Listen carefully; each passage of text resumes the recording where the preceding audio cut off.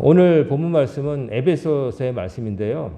이 에베소 5장 18절 술 취하지 말라 이 말씀 때문에 이 말씀을 전하면 많은 교회에서 남자 집사 권사님들의 얼굴빛이 변한다고 그래요. 술 취하지 말라 그러면 아내가 옆구리를 쿡 찌르면서 거봐 이렇게 말하기도 하고 이런다는 거죠. 자, 술 취하지 말라. 우리나라가 술 소비량이 굉장히 많은 나라였는데 요즘은 우리 젊은 세대들은 좀 덜 마신다고 그래요. 참 다행입니다. 옛날에는 1차, 2차, 3차 코가 삐뚤어지게 마신다 그런 게 있었죠. 제 젊을 때만 하더라도 한 번 한 자리에서 술자리 끝나는 사람들이 아니야. 귀가하지 않고 2차 그리고 3차 뭐 그다가 다음날 새벽에 들어가고 뭐 이런 일들이 뭐 당연한 것처럼 남자들 만나면 다 그런 거지. 그런 시대였는데 지금은 술 먹어서 그렇게 되면 득이 되는 것보다 실이 많다는 것을 우리 새로운 영악한 세대는 알아가지고 그러지 않는데요. 그리고 회식 가서 직장 상사가 강제로 집에 가서 쉬고 친구들하고 게임하고 싶은데 그냥 같이 가자고 그러면 안 간다고 이제 그런 거 하면은 꼰대짓이라고 하는 문화가 있어서 안 먹는다고 그래요. 어떻게 보면 뭐 이유가 뭐 다양하겠지만 술을 적게 마시고 안 마신다는 거는 좋은 일입니다. 술이라는 거 하는 게 왜 술이냐? 술술 넘어가서 술이라고 누가 그러는데 술이 처음에 사람이 술을 마시고 나중에 술이 술을 마시고 나중에는 술이 사람을 마셔버린다. 그런 말이 있잖아요. 처음에는 내가 즐겁기 위해서 목적을 가지고 술을 도구로 삼아서 마시다가 나중에는 비몽사몽간 왜 마시는지 모르고 계속 들어가니까 술이 술을 마시는 것처럼 그렇게 되고 나중에는 술 때문에 사고치고 문제 일으키고 다치고 심지어 죽기까지 하는 거죠. 그래서 술 때문에 참 알코올 중독이라 하는 게 가정을 또 어렵게 만들죠. 사회생활을 다 못하게 만들고 술 먹어가지고 가정 폭력, 자녀들을 때리고 아내를 때리고 또 사람들과 싸우고 기물을 파손하고 또 운전을 해가지고 음주운전으로 자기도 다치고 남도 다치게 만들고 뭐 여러 가지 일들이 술에서 빚어집니다. 술 먹는 자리에서 우리나라 대통령도 총 맞아 죽었고 술 먹는 자리에서 노아 같은 의인도 포도주 먹고 뻘거벗고 자다가 그 모습을 본 아들들 저주했고 똑똑한 당대 의인이란 노아라는 사람도 술 먹고 포도주 먹고 그냥 나체로 자다가 그 자기 나체를 가려준 아들만 축복하고 나머지 아들들은 저주하고 그런 짓을 했어요. 그러니까 술이라고 하는 것은 사람을 망친다. 이거는 분명합니다. 망치는 게 아니라 어떻게 보면 술은 인간의 모든 어떤 절제 이런 것들을 마비시키기 때문에 인간이 동물처럼 되는 거예요. 인간이 사실은 따지고 보면 동물이잖아요. 동물인데 그런 욕망들 그런 것들을 평소에는 이성이라고 하는 그런 것에 절제하고 감추면서 통제하며 살다가 술이라는 것이 들어가면 그 모든 통제 사슬이 끊어지면 마음속에 야수가 튀어나오는 거죠. 평소에 하지 못했던 욕설이 튀어나오고 또 본능적인 행동을 해서 추태를 부리고 공격적이게 되고 또 안 좋은 일을 해서 회복 불가능한 그런 잘못을 범해서 창피를 당하기도 하죠. 술이라고 하는 것은 사람들이 먹어온 오래된 음식 혹은 먹거리 중에 하나이긴 했지만 이것은 항상 그 사람을 위험에 빠뜨릴 위험이 항상 있었죠. 건강의 면에서도 그렇지만 다른 면에서 아까 말씀드린 대로 인간을 짐승으로 만들어버리는 힘이 있기 때문에 이 술은 정말 큰 위험한 것이죠. 그렇지만 술은 계속해서 만들어내고 소비가 되고 지금 뭐 어디 가면 음식점에 가면 다 술이 다 같이 있는 거죠. 음식만 파는 데가 별로 없죠. 근데 이 술 취하지 말라는 말을 바울이 에베소 교회 성도들에게 썼어요. 에베소 교회 성도들이라면 그래도 이제 그리스도인이 되어서 신앙생활 하는데 술 취하지 말라는 말을 썼을 때는 뭐겠습니까? 에베소서 교인들 중에도 술 취한 사람들이 있었다는 얘기 아니겠어요? 로마서에도 있고 성경에 보면 술 취하지 말라는 말이 여러 개 있는 거 보면은 그 당시에 첫 번째 최초에 세워진 교회 성도들도 믿은 지 얼마 안 되기 때문에 자기들이 과거에 살았던 삶의 모습으로부터 자유롭지 못하고 옛날 살던 대로 살고 있었다는 것을 짐작해 볼 수 있죠. 그러니까 술을 많이 마시는 사람들이 이제 교회 안에도 있었던 거죠. 술 자체가 뭐 악은 아니지 않느냐. 항상 사람이 문제인 거죠. 물질은 사용 여부에 따라서. 알코올도 소독할 때 쓰면은 균을 죽이고 잘 쓰일 수 있지만 입으로 들어가면 사람을 망가뜨리죠. 그러니까 정확히 말하면 술이 문제가 아니라 술을 찾는 인간이 문제인 거죠. 인간이 술을 왜 찾을까요?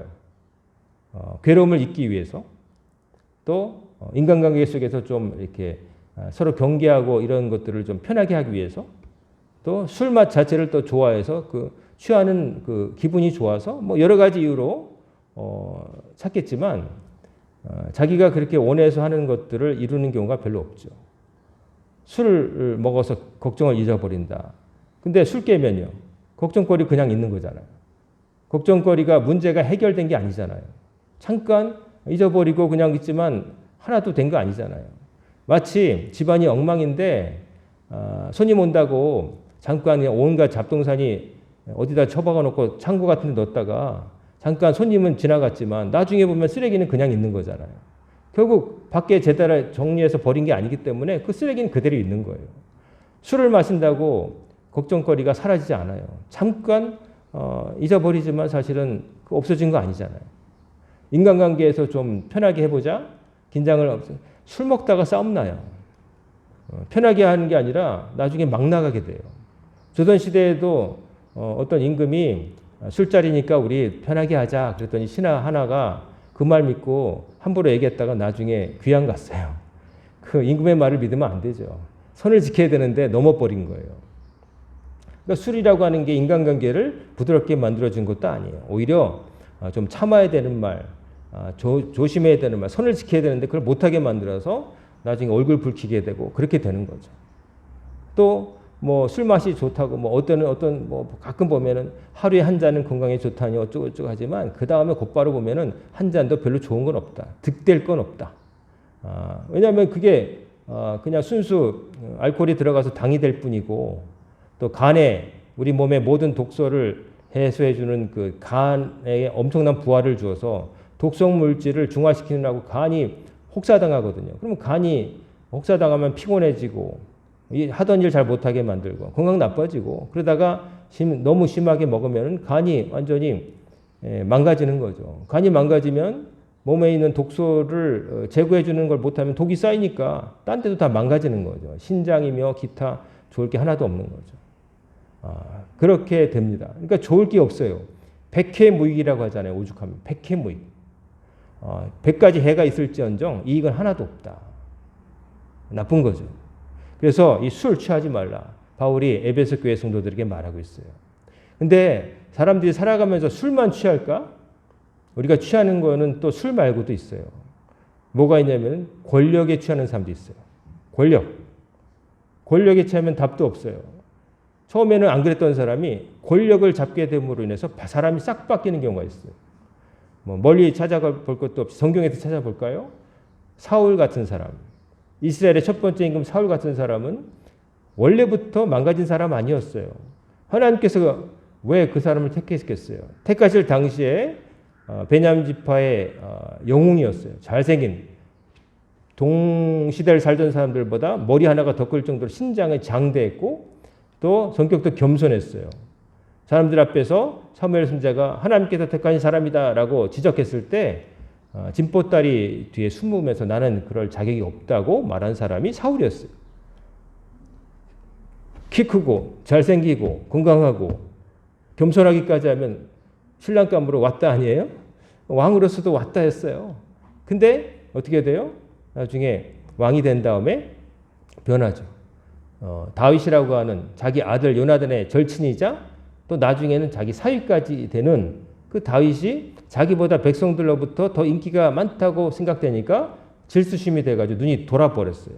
그래서 자기 신하로서 잘 두고 활용하는 게 아니라 제거 대상으로 생각하고 온갖 수를 써가지고 막 미친 척하고 창을 던져서 죽이려고 하고 또 자기 딸 미갈이 사랑하는 걸 알고 사위를 삼은 다음에 신방의 자객들을 보내가지고 죽이려고 하고 또 나라의 군대도 얼마 없던 시절인데 3,000명을 따로 뽑아가지고 다윗 잡아 죽이려고 수색시키게 하고 나라도 위태롭고 만들고 자기 유능한 신하를 아주 겉돌게 만들었죠. 블레셋과의 싸움에서 다윗처럼 승전을 거둔 장수가 없거든요. 근데 그 장수를 도망자가 되게 만들었던 거예요. 그러니까 나라로 볼 때도 손해고 자기도 그냥 못된 짓 한 거고 결국 어떻게 됩니까? 이제 그 왕위를 하나님께서 이스라엘 백성을 잘 다스리라고 하나님께 주신 것을 자기 소유물로 여기고 내 핏줄에게 물려주겠다고 그냥 아득바득 요나단한테 야 임마 네가 멍청해가지고 다윗을 죽여야지 네가 왕이 되지 임마 그냥 놔두면은 네가 왕이 되겠어 막 이러면서 그랬지만 요나단은 아버지와 달라서 다윗의 그릇을 보고 네가 왕이 돼야 되겠다. 네가 왕이 된 다음에는 내 가족들 보살펴줘 약속이다 하고 나중에 사울과 요나단과 그 아들들은 블레셋과의 전투에서 결국 다 사망하고 말았죠. 원래부터 그런 사람은 아니에요. 권력에 취하니까 그렇게 되는 거예요. 권력이라는 게 무서워서 내 마음대로 모든 게 된다? 이게 반복되면은 이것도 될까? 이런 생각을 하는 거예요. 이것도 해도 되나? 되네? 그러면 더? 그러니까 모든 게 중독성이 있는 건 뭐냐면 좀 더를 찾아요. 술도 순한 것에서 독한 걸로 가고 도박도 10점 내기에서 1,000원 집 한 채가 왔다 갔다 하는 거 절대로 낮아지지 않아요. 더 큰 자극을 원하는 거예요. 운동도 중독성이 있는데 운동도 몰두하게 되면은 처음에는 그냥 운동장에 나가서 그 경기 하는 걸로 즐겁지만 나중에는 더 잘하고 싶고 더 센 팀하고 붙고 싶고 이런 사람들하고는 상대하기 싫어서 더 큰 데 가고 싶고 원정까지 가가지고 거기 그 팀하고 붙고 그렇게 된단 말이에요. 그러다 보면 자기 원래 삶 하던 거 등한시하고 그거 하러 다니는 거예요. 이렇게 권력에도 취합니다. 권력에 취하면 어떻게 되냐면은 나쁜 사람이 돼버려요. 힘으로 다른 사람들에게 해서는 안 될 짓을 하게 된단 말이에요. 우리나라 정치사에도 여러 가지 왈가왈부하지만 그러나 공과 과가 있다. 공 잘한 것과 못한 거 있다. 하지만은 마지막에 망한 사람들 보면 그 잘한 모든 것을 다 망가뜨릴 정도로 권력을 욕심내다가 선을 넘어서 이제 모든 것을 잃어버린 사람들이 많이 있죠.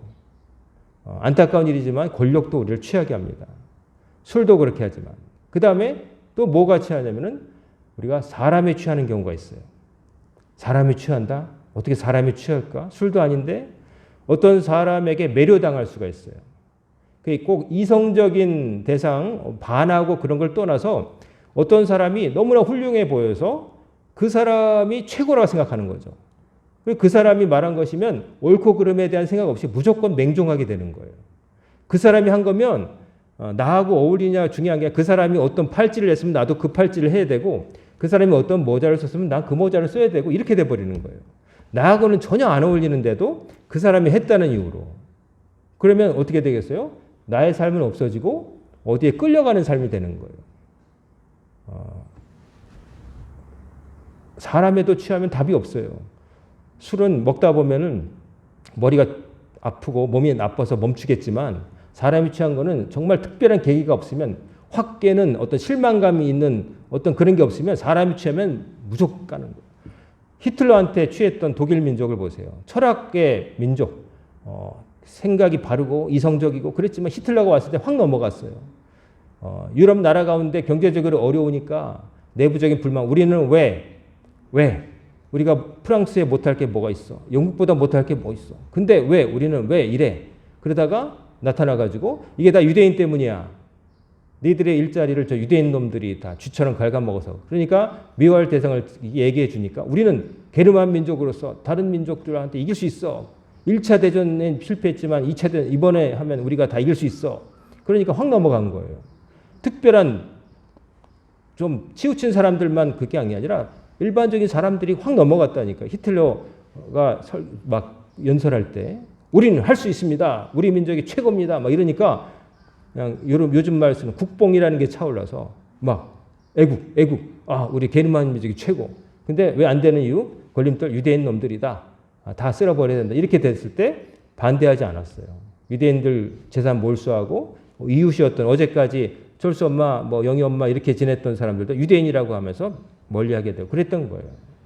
물론 요즘 그 후손들이 하는 일을 보면 거꾸로 하고 있지만 어쨌든 히틀러라는 사람이 확 넘어간 거 보면은 그 많은 사람들이 확 넘어갔어요. 사람이 취한 거죠. 그가 얼마나 악한 사람인지 잘못된 사람인지 모르는 거죠. 저도 사람에 취해 본 적이 있어서 알아요. 나쁜 사람을 쫓은 건 아니지만 저는 저거 그분은 그분인데 그분이 너무 멋있어 보이고 훌륭해 보여서 그분처럼 되려고 따라하면서 하다가 이제 대학 생활을 한 6년을 그렇게 보낸 적이 있어요. 하지만 어느 순간인가 그분의 길은 그분이고 나는 길이 따로 있다. 내가 그 길을 따라가는 줄 알았더니 나는 아니었다는 걸 알고서 제가 목사가 되었어요. 사람에게 취하는 건 정말 답이 없어요. 아까 말씀드린 특별한 계기가 있지 않은 한 안 변해요. 사람이 취하는 거 조심하셔야 돼요. 누구 쫓아다니는 거, 어떤 특정한 인물을 맹신하는 거, 그거 조심해야 돼요. 그 이단에 빠진 사람들도 그 사람에게 빠지거든요. 그 사람의 말, 교주, 그 사람의 말에 확 빠지거든요. 그러면 누가 뭐래도 그냥 너 정신 차려 그래도 말 안 듣잖아요. 집도 나가고 막 어머니 아버지가 나와서 우리 딸을 돌려다오 그래도 딸이 안 나오잖아요. 이단 거기 들어가가 산 속에 들어가죠. 그렇다. 인간에게 취하면 안 돼요. 그래서 여러분들 아까 말씀드린 대로 술 취하지 말고 권력에 취하지 말고 사람에게 취하지 말고 또 사실은 가장 강력한 게 있는데 뭐냐면은 뭐에 취하냐면은 물질에 취합니다. 얘기 안 했지만 사람들 물질에 취합니다. 돈이라는 거야. 돈에 취합니다. 돈 앞에서 사람들이 양심도 마비되고 돈 앞에서 완전히 사람이 딴 사람이 되어버리는 거죠. 돈. 사실 돈이 왜 만들어졌을까요? 돈이라는 게 따로 있던 게 아니었어요. 돈이 있기 전에는 뭐가 있었을까요? 몰몰교환. 혼자서 뭘 하다가 남는 게 있어요. 나는 쌀이 좀 많이 돼가지고 쌀이 남는데 나는 채소가 먹고 싶은데 채소는 별로 재배를 안 했어요. 근데 이웃집 보니까 그 집은 또 쌀은 별로 없는데 채소를 많이 재배했어요. 그러니까 야 우리 쌀 주고 너 배추 한 단 가져와. 바꿔서 이러다가 세월이 흐르다 보니까 이제 대량으로 이제 거래하게 될 때 바꿔야 되는데 무겁게 들고 가느니 그냥 조개에다가 요거 하나는 쌀 한 섬이라고 생각하고 이렇게 주고받고 이렇게 요거 교환해가지고 필요할 때 이거 갖다 주면 쌀 한 섬하고 바꿔주는 거다. 배추 10단하고 바꿔주는 거다. 그러면 배추하고 쌀을 지지 않아도 이 조개 껍데기만 갖고 새겨진 거를 약속한 것만 짤랑짤랑 갖고 다니면 편하니까 그렇게 해서 화폐라는 게 만들어진 거잖아요. 화폐라는 게 만들어져서 이제 조개 껍데기 하다가 깨지고 그러니까 좀 더 단단한 거 금속으로 만들어가지고 하다가 이게 변하지 않아야 되니까 금으로 만들어가지고 녹슬지 않는 금화, 은화 이런 거 만들다가 나중에는 이 금속도 금덩어리가 무거우니까 금덩은 여기 두고 금에 해당하는 것으로 해당을 하자 종이로 만들어 지폐가 나온 거잖아요. 지폐가 만들어서 여러분이 갖고 다니는 요즘은 이제 지폐 많이 안 갖고 다니지만 현금을 안 카드로 하지만은 그게 사실은 뭐 1,000원은 1,000원짜리고 만원 가치가 있는 게 아니라 그 써 있는 글자 그 1,000원이라고 10,000원이라고 50,000원이라고 하는 것을 한국은행, 한국 정부가 보장해 준다는 도장이 있기 때문에 그게 가치가 있는 거예요. 5만 원짜리는 만 원짜리보다 5배 비싼 종이로 만드는 게 아니라 물론 조금 더 염료도 들어가고 구별하기 위해서 그러지만 그거 자체가 그 가격이 있는 게 아니란 말이에요. 100원짜리 동전은 100원 가지고 못 만들어요. 더 들어간대요. 근데 국가가 만드니까. 이제는 돈이라는 게 이제 지폐를 넘어서 수표. 그 다음에 이제는 그 암호화 이렇게 돼가지고 숫자로 왔다 갔다 하잖아요. 신용카드라고 해가지고 만져보지도 못하고 월급은 내 통장을 스칠 뿐. 예. 옛날에는 월급 받으면 누런 봉투에다가 이렇게 질감을 가지고 이거 가져왔어. 이제 아내한테 내면 아내가 막 고마워하고 막 여보 수고했어. 근데 지금은 카드 들어왔으니까 남편은 만져보지도 못하고 아내 통장에 가 있어. 그러니까 뭐 안 가져오면 이상한 거죠. 왜 안 들어왔어? 이런 게 돼버렸는데 지금은 진짜 뭐가 어떻게 되는지 그냥 알지도 못하게 왔다 가고 있어요. 이 시간에도 여러분이 뭐 하나 누르면 돈이 뭐 왔다 갔다 남의 그 숫자로 왔다 갔다 하는데 배추가 왔다 갔다 하지 않고 쌀이 왔다 갔다 하지 않고 금덩어리도 종이장 한 장 안 갔다 왔다 지금 가는 이런 시대가 됐잖아요. 자, 이런 게 사실은 필요를 위해서 편의를 위해서 또 좀 편리해 보자고 만든 건데 문제는 실제 물건도 아닌 그것을 내가 쌀도 저장할 수 있는 공간이 한도가 있고 배추도 이만큼 쌓이면 창고가 모자라면 뭐는데 이제 종이는 말도 안 되게 많이 사과 개짝에다가 몇 억 원을 넣을 수가 있고 지금 같은 애 몇 억이 뭐예요? 1조도 그냥 숫자로 해가지고 그냥 컴퓨터 안에 들어갈 수가 있는 시대가 됐어요. 그러니까 음식 같은 걸 욕심냈으면 아무리 먹어도 배 터져가지고 못 먹잖아요. 근데 이 돈은 아무리 먹어도 배가 안 터져요. 내가 할 수만 있으면 계속 거둬도 되는 거예요. 이렇게 돼버려서 멈추지를 못하는 거예요. 워낙 없어서 워낙 가난하기 때문에 물질이 있었으면 좋겠다 하는 마음으로 사는 사람도 많죠. 근데 충분히 있어도 만족을 못해요. 왜냐하면 지갑이 무한하기 때문에 넣어도 계속 들어가니까. 계속 할 수가 있으니까. 그리고 아까 말했듯이 권력에도 취한다 그러는데 물질이 곧 권력으로 통해요. 내가 물질을 갖고 있으면은 백화점 직원이 깍듯이 돼야지만 내가 거짓거리를 하고 하면 손님이 사기에는 너무 비싼 거예요 하는 식으로 이제 그런 물건 없어요. 이런 대접을 받는다는 그런 느낌을 받는 거죠. 그러니까 이 물질이 곧 권력이고 물질로 모든 걸 다 할 수 있는 거예요. 술도 살 수 있어요. 술 살려도 돈이 필요하니까 그 모든 것이 권력도 술도 사람도 살 수 있어요. 똑똑한 사람 돈 주면은 와요. 남의 회사에 있다가도. 그러니까 가장 무서운 게 사실은 물질이에요. 물질로 다른 걸 다 할 수 있거든요. 권력도 사거나 유지할 수 있고 사람도 살 수 있고 술도 살 수 있고 모든 나쁜 것들 다 할 수 있어요. 돈이면 된다고 생각하는 이유죠. 여기에 취하는 거죠. 오죽하면 예수님께서 사람이 두 주인을 섬길 수 없다. 근데 두 주인이 누구예요? 하나님과 재물을 겸하여 섬길 수 없다. 그렇게 말씀하셨어요. 구약에는 바알과 아세라 이상 야릇한 이방 신들의 이름이 나오고 그 신을 섬기지 말라고 경고되어 있지만 신약 시대에 와서 예수님 때 오면은 하나님과 경쟁하는 게 바알과 아세라가 아니라 돈이에요.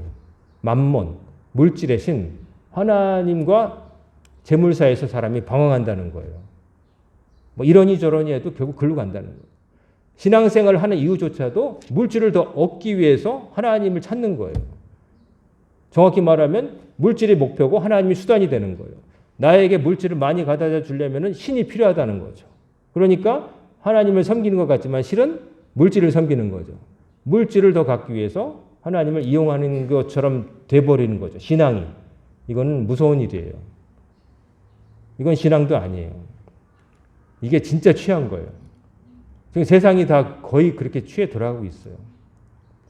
다들 이 아름다운 계절에 하나님 지으신 산과 꽃과 바람과 새를 보아야 될 때 핸드폰 안에서 내가 투자한 주가가 올랐나 내렸나 이것만 보고 있어요.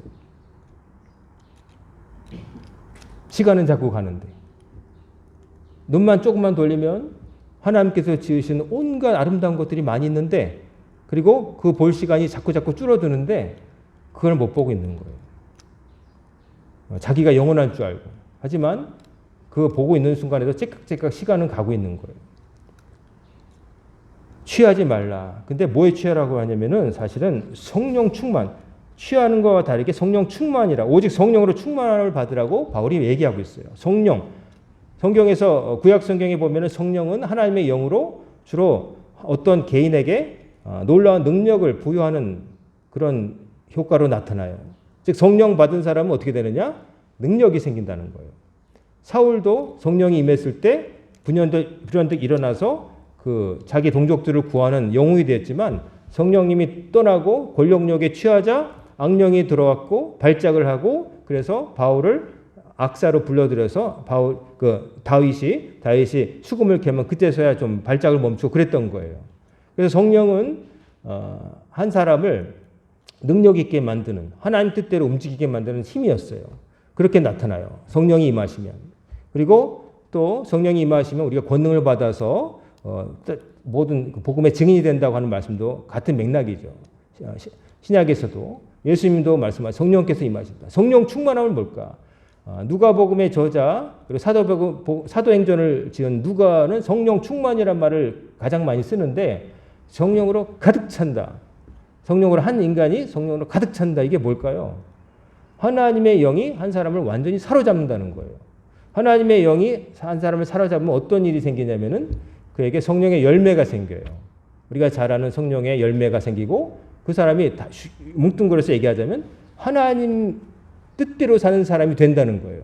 하나님의 영이 임하면 그 사람이 그전에는 욕심에 따라서 무언가에 취해서 자기 삶의 주인도 되지 못하고 사람에게 이끌리고 물질에 이끌리고 권력에 취하고 술 취하고 뭐 이러던 사람이 성령께서 임하시면 하나님이 옳다고 하시는 일들을 스스로 하는 사람이 된다는 거예요. 복음을 전하는 사람이 되어버린다는 거예요. 이전과 다른 사람으로 바뀐다는 거예요. 그래서 성령 충만은 거듭남이라고도 말할 수 있어요. 사람이 다시 바뀌는 거예요. 성령이 임하셔서 이전에 주었던 것이 다 값없다고 말하게 되는 거예요. 성령께서 임하시면 갑자기 뭐 횡설수설하고 뭐 막 입신에 들고 뒤로 너 자빠지고 그런 게 아니라 사람이 말짱할 때 사람을 대할 때 하나님 뜻대로 그 사람을 대하고 올바른 말을 하면서 한다는 거예요. 자꾸 아주 기상천외한 걸 기대하는데 성령이 임하면 하나님 능력을 받죠. 능력을 받는데 그게 하나님 뜻대로 사용된다는 거예요. 어떤 것이든. 성령 충만은 뭐 어떤 특별히 방언을 말한다든지 뭐 은사가 있다든지 자꾸 그런 쪽으로만 보는데 성령 충만은 그 사람을 바꿔놓는 거예요. 그 사람이 뭔가 딴 거에 취했는데 그걸 쫓아내고 하나님의 뜻이 곧 내 뜻이요. 내가 바라는 게 과거에는 이랬지만 하나님이 원하시는 걸로 바뀌는 걸 말하는 거예요. 시각이 바뀌고 가치관이 바뀌고 삶의 방향이 바뀌는 걸 말하는 거예요. 성령이 가득 찼을 때. 가득 차지 못하면 어떻게 될까요? 자꾸 딴 것에 취하는 거예요. 술에 취하고 사람이 취하고 권력에 취하고 물질에 취하고. 그래서 취한 사람들의 특징. 취한다는 게 뭐예요? 뭔가에 사로잡혀서 자기 몸을 자기 생각을 지 마음대로 못한다. 끌려간다. 노예가 된다는 거잖아요. 근데 예수님은 진리를 알지니 진리가 너희를 자유케 하리라. 우리가 성령 충만하면 뭔가에 성령이 사로잡히니까 뭐 억압된 게 아니라 자유로 주님 뜻 안에서 자유하게 된다는 거예요. 죄 짓는 죄만 짓고 살면서 이게 아닌데라고 하면서도 그렇게 살았는데 노예가 제일 힘든 게 뭐예요? 내가 하고 싶은 걸 못하는 게 노예잖아요. 내 뜻대로 못하는 게 노예잖아요. 눕고 싶은데 주인 때문에 못 누는 거잖아요. 난 걷고 싶은데 발이 부딪혔는데 주인 때문에 뛰어야 되는 게 노예잖아요. 노예가 안 되고 자연이 되면 뭐예요? 쉬고 싶을 때 쉬고 내가 멈추고 싶을 때 쉬고 하고 싶을 때 하는 거잖아요. 그게 자유잖아요. 근데 뭐의 노예로 살았냐면은 술의 노예로 살기도 했고 권력의 노예로 살기도 했고 물질의 노예로 살기도 했고 사람의 노예로 살기도 하고 그렇게 살았던 거예요. 근데 그 족쇄를 끊어버린다는 거예요. 성령께서 임하시면. 성령이 임하신다는 거는 여러분 갑자기 여러분들이 등에 날개가 돋는 얘기가 아니라 여러분이 생각이 바뀌는 걸 말하는 거예요. 하나님의 영이 여러분 안에 들어와서 여러분이 예당에 소중히 여겼던 것들이 부질없음을 깨닫게 하시고 옛날에는 엄두를 못 냈던 일을 할 마음이 생기게 하시고 나 그거 못해. 어떻게 그렇게 헌신해. 나도 바빠. 인생 즐겨야지. 그런다는 사람이 주를 위해서 하겠습니다라고 하는 사람으로 바뀐다는 거예요. 그러니까 맨정신은 아니죠. 맨정신이라는 것은 오직 나만의 생각. 근데 우리의 맨정신은 어떠냐면 악하지 않더라도 최소한 이기적인 거, 나만 위하는 거, 계산적인 거. 이거 인간의 생각이죠. 보통 그렇게 살죠. 하지만 그게 바뀐다는 거예요. 주님을 위해서 다른 사람을 위해서 희생, 봉사할 수 있고 올바른 일이라면 내가 손해를 감수하고도 할 용기가 생긴다는 거예요. 술 취하지 말고 성령 충만함을 받으라. 여러분이 지금 상태에서 나 뭐에 취해 있는가 한번 곰곰이 생각해 보시기 바랍니다. 나 뭐에 사로잡혀 살지? 뭐에 얽매여 있지? 보이지 않는 사슬에 따라서 내가 뭐에 끌려다니며 살지를 생각해 보세요. 나 술에 끌려다니나? 혹은 어떤 인간관계? 혹은 어떤 사람? 또 어떤 물질? 권력? 뭐 이런 것들. 내가 나답게 하나님 백성답게 살지 못하도록 자꾸 잡아 끌고 여러분을 딴 데로 향하는 거를 여러분 뭔지를 발견하시고 그것을 먼저 깨뜨려 부셔야 돼요. 그걸 안 부시면 여러분 항상 그거에 노예가 돼서 살게 될 거예요. 그러려면 우리 힘만으로는 안 되죠. 하지만 우리가 그러려고 하는 생각이 있어야 돼요. 날고자 하는 생각이 없는 새에게는 바람도 소용없다. 그런 말이 있어요. 펭귄에게 아무리 바람을 불어 넣어줘도 닭과 펭귄은 날지 못해요. 날 생각이 없기 때문이죠. 근데 짐승 원래 날아다니는 애들은 절벽에서 떨어뜨려도 새끼 때는 또 날개짓을 해가지고 바람이 있으니까 올라온단 말이에요. 그게 다른 거예요. 하나님이 다 하시는 건 아니에요. 많이 하시지만 우리 할 부분이 있는 거예요. 적어도 내가 뭐가 잘못된지는 알아야죠.